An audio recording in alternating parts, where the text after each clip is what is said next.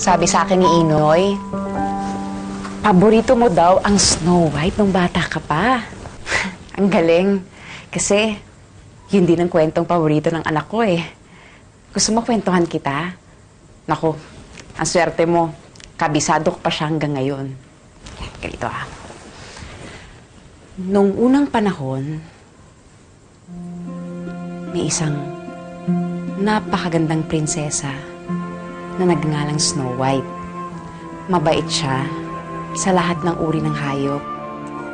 Pero naiinggit sa kanya ang kanyang reynang madrasta.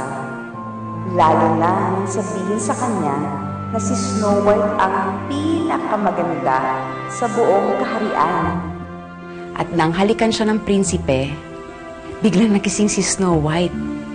Nagsasayaw sa tuwa ang lahat ng mga duwende. Gising na ang kanilang pinakamamahal na kaibigan. Ano, nagustuhan mo ba? Sige, bukas na lang kita kwentuhan ulit ha. Sa ngayon, matulog ka muna. Sige, dali na ako.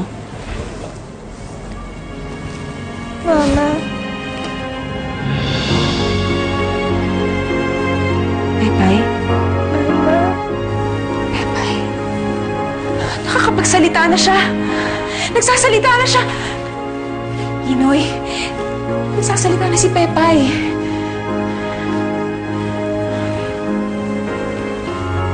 Huwag ka nang umiyak. Hindi man ako na ang nanay mo. Ipaparamdam ko sa'yo ang pagmamahal ko. Pwede tayong magturingan na mag-ina.